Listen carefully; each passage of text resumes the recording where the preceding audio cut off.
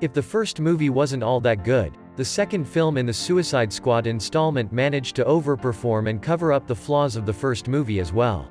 The dysfunctional superhero team came together, albeit with different heroes this time, and managed to deliver one of the best superhero films of the year. Experimenting with a changing cast and characters this time around, the only characters that continued from the first film were Amanda Waller, Colonel Rick Flag, and Harley Quinn. And these characters slid into the sequel like clockwork. The film starts with Amanda Waller assembling two Task Force X teams, collectively known as the Suicide Squad. These consist of Belle Reve penitentiary inmates who agree to carry out Amanda Waller's suicide mission for a lighter sentence. But as the previous Suicide Squad film showed us, it is easy to agree to the demands of Miss Waller. But once you step out onto that field, it's every person for himself. The film's opening shots introduce us to all the new characters in the movie and what their abilities are. And in this introduction, Waller decides to choose Bloodsport, played by Idris Elba, as her number one on the mission. Though Bloodsport is reluctant at first, he eventually accepts the mission to prevent his daughter from being incarcerated at the Belle Reve. Led by Bloodsport, the squad comprises Peacemaker, John Cena, King Shark, voiced by Sylvester Stallone, Polka Dot Man, David Dastmalchian, and Ratcatcher 2, Daniela Melchior. After quite some time, John Cena appeared in a film considering how exceptional his wrestling career is, but he too managed to portray Peacemaker incredibly well. The other squad led by the charismatic Rick Flag, a solidly heroic Joel Kinnaman, used much more effectively here, and the eternally twisted Harley Quinn, Margot Robbie.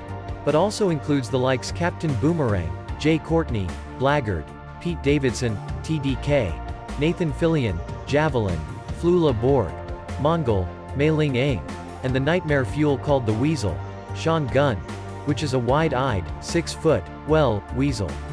Going along to Corto Maltese on his first mission as Savon, Gunn regular Michael Rooker, who leads the film at first. The team consisting of Harley and Flag is supposed to be the distraction while Bloodsport's team will carry out the suicide mission. Don't get it mixed, we've only just talked about the characters right now.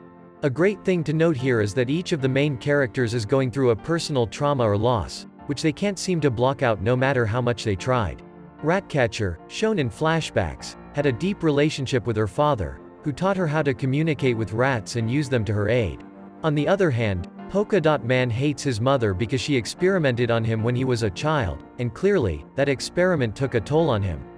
King Shark, also called Nanawe, can't help from eating his teammates. Peacemaker is a man on to achieve war in the world, and he doesn't care how many lives he takes in the process. Whereas for Bloodsport, he constantly regrets accepting Waller's deal, but now he has to see it through without any other choice. The team, which fights off a tribe, and the US military eventually realize a powerful alien creature being housed in the place they are raiding, and once that creature gets released, things won't be pretty. We won't be naming that creature to avoid spoilers, but the remaining members of both teams then work together to make sure they slay that creature. How that creature came into being? Well, we can tell you the two possibilities. It either showed up from outer space, or the United States government created it. You get to pick the more likely theory.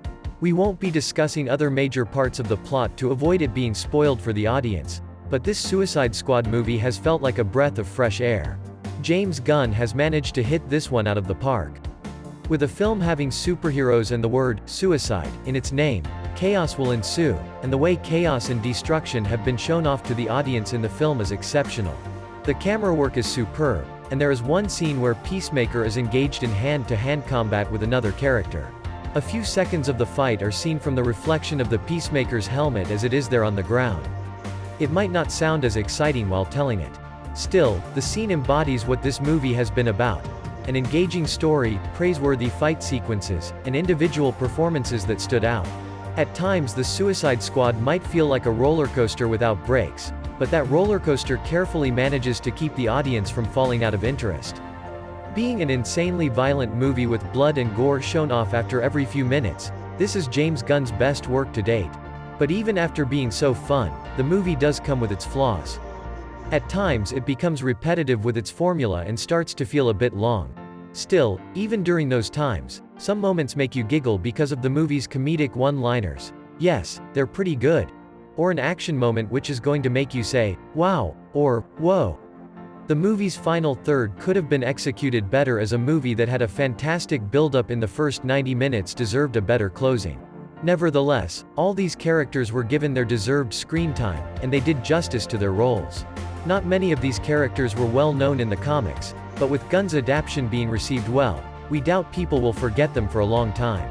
Suicide Squad is now in theaters and available on HBO Max on August 6.